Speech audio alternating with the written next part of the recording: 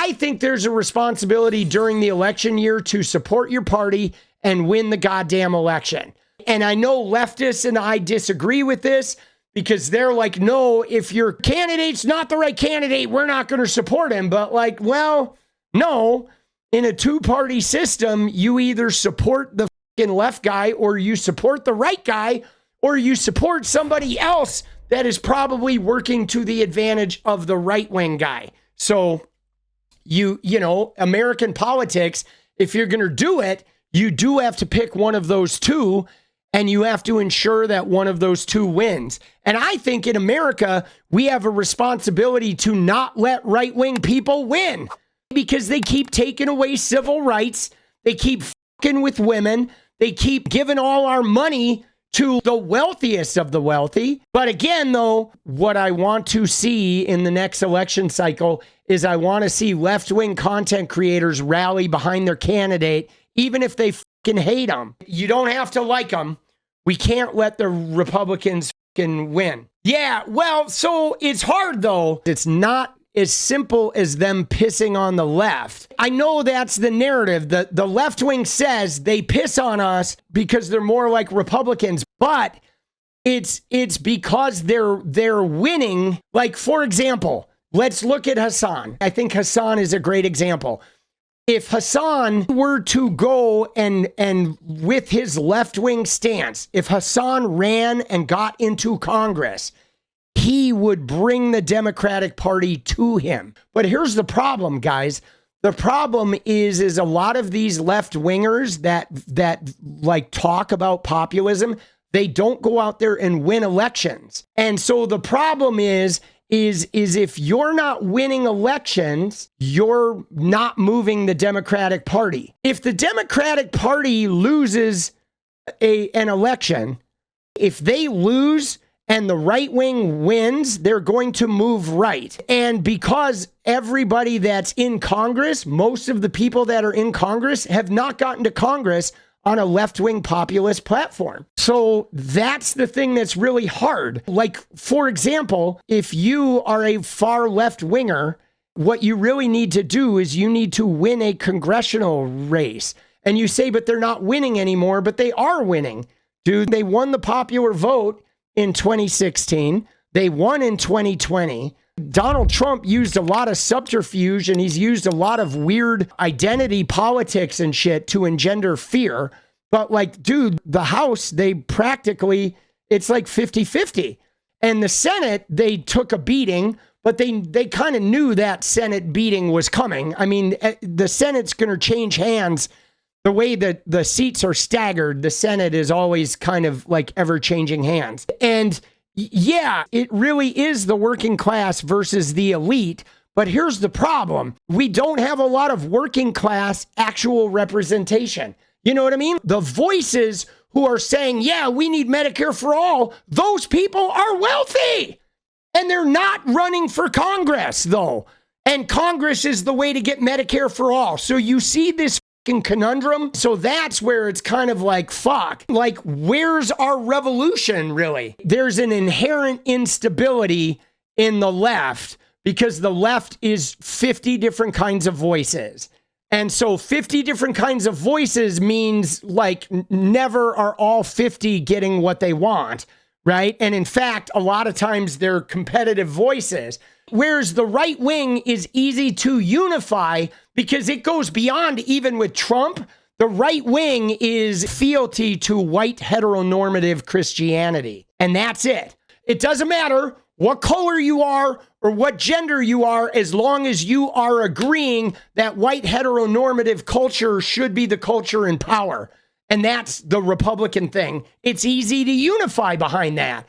Because even if you have any diversity in there, which they have hardly any, but the diversity they do have is going to completely back that one thing. They all bow down before the one king, which is white, male, heteronormative, Christian culture. And then Donald Trump is now their savior. But the left, though, is a lot of different types of, but yes, do the Dems have a leadership problem? Yeah. I mean, it's hard though, but I think that it has to be I think you have to put the horse before the cart. Okay. Like, look at AOC. Okay. AOC is a classic example.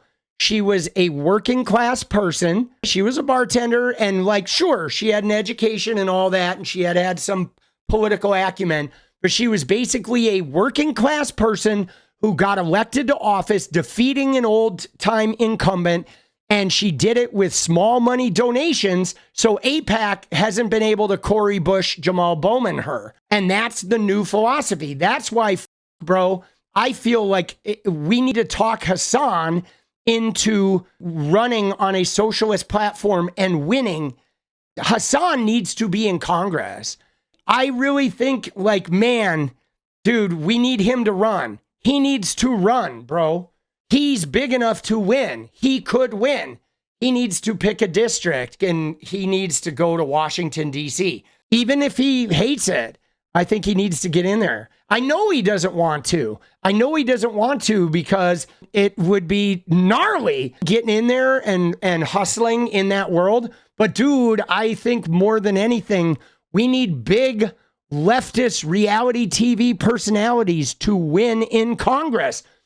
We need to not take over the Democratic Party. We need to take over the motherfucking Congress, but not January 6th. We need to liberate it. Think about it. Because the thing about this is, I hear what you're saying about AIPAC and Israel and the international, warmongering machine. But if you get 270 people who don't want to fund Israel into Congress, Israel is no longer funded. End of story. And that's the only way you're going to get it.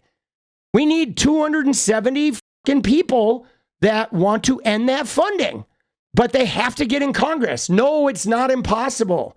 It is not impossible. It is possible, bro. Dude, they got 270 people that voted for the Civil Rights Act at a time when, desegregation was impossible. It's not impossible, but we do need to get in there. That's why I'm thinking about running. The government takeover has to be in the building. You know what I mean? It has to be in the building. We need people in the building. And now the thing is you ready? So let me just tell you a story here. Okay. I'm going to share a story with you. I'm taking my hat off, because my baldness is a part of it. But I want to share a story with you about U.S. politics right now. And it has to do with my teeth and my hairline. Okay? And now, I'm gonna make this as short as possible, but I'm going to tie it into Hasan. I'm going to tie it into Congress. I'm going to tie it into left-wing politics. Okay, as a kid, my teeth were white when they were baby teeth.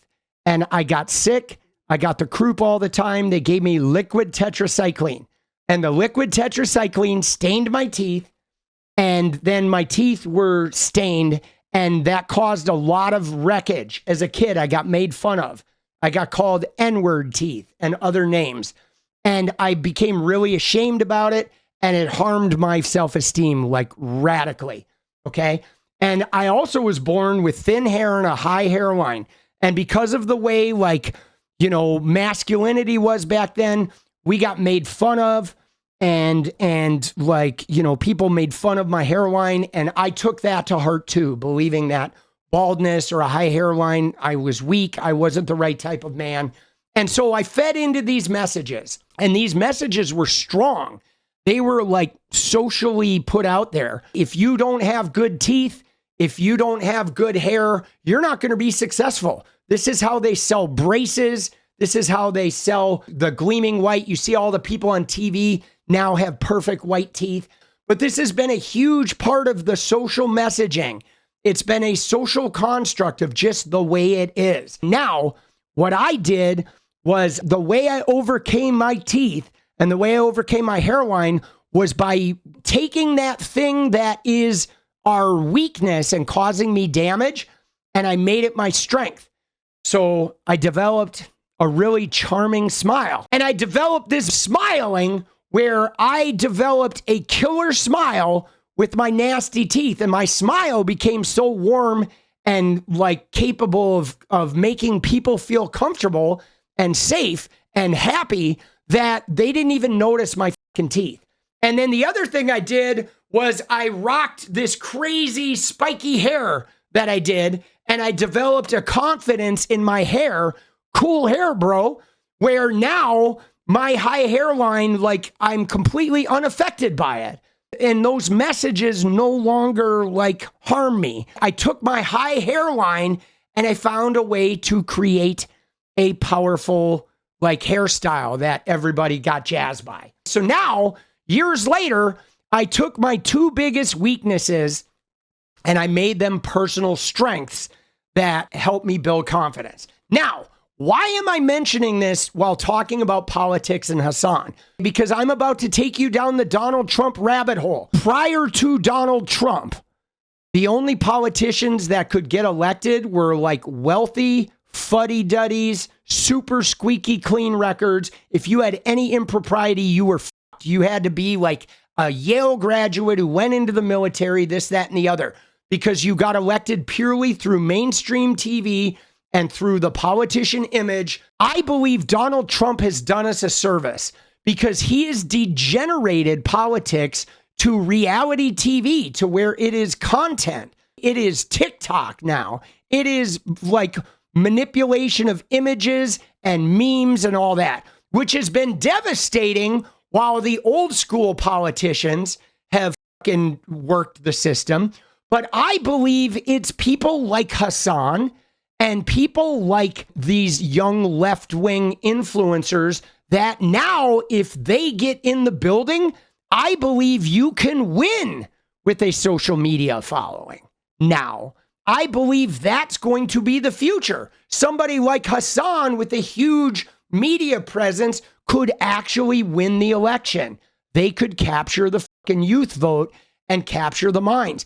I believe Donald Trump, as destructive as he is given it so guys like me, guys like Hasan, people like Pokimane could run for office and win.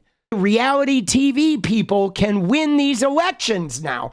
I don't think we realize it yet, but what we need to do is we need to have people that are going to be willing to maybe use that fame for the betterment of the fucking world. I believe Donald Trump did us a favor, and I've already seen it here locally with Angelita. Look at what she did. I'm telling you, dude, this shit is amazing, guys. This is why I think it's open to everyone now. So she started a political TikTok right here. PNW Policy Angel, 36,000 followers. So she had been doing this. Well, dude, I think it could be anybody. It could be any left-winger. It could be Hasan. I mean, David Hogg is a good example. He built a media personality into now getting into leadership in the party. It could be somebody like Kyle Kalinske, right? It could be anybody that is famous, that is likable, okay, and personable and capable. I know Cenk ran for office, but Cenk he's not likable. And he's not relatable, and he doesn't inspire pizzazz. Jon Stewart, right? Hasan. So Angelita, she started this TikTok just talking about politics, local politics, years ago. And she won a city council race because of her TikTok savvy. She TikToked her way into a city council win. Now, the point that I'm making is I believe the next frontier is to get working class people into government. And I believe the way you get working class people into government is by becoming social media personalities. A working class person can build a social media profile and a following, and that following can be turned into media clout that can be turned into getting into government. It's the new way in. Yeah. And we've already seen them. Okay. We've already seen them. Like, dude, a classic example is Jeff Jackson. He got into Congress. He social media'd his Congress. And North Carolina, they got so like torqued by him that they fucking drew his district so he couldn't win. Right? They got so mad at him for what he did that they got him out of Congress, and then he ran for attorney general, though.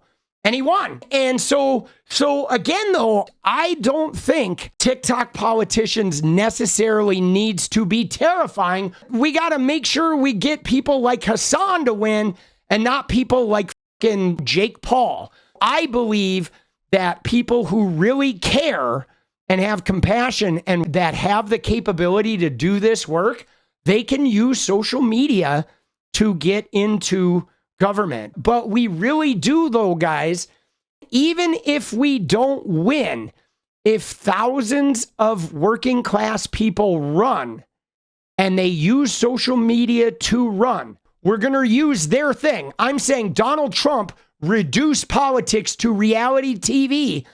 Let's do what I did with my teeth and my hair, where we take his reduction of politics to reality TV. Let's take it and use it to our advantage and become reality TV stars, but for policy and with compassion and doing the work, and go to Washington and fucking win this shit.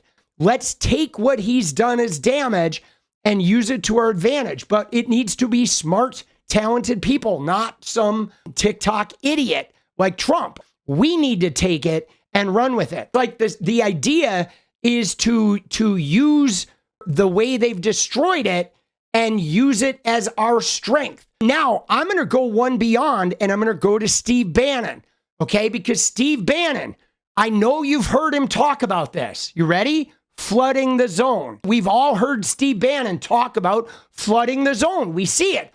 200 executive orders, nonstop bombardment. Well, I believe if working people, working class people like you and me, people watching this stream, and then some of the thought leaders like Emma Vigeland and HASAN and Franny, if we start running for office using our social media to fucking grow this and putting us into the conversation, even if we don't win, if we flood the zone with social media of thousands of working class people, the people take America. The people take America. We could all rally behind the people take America.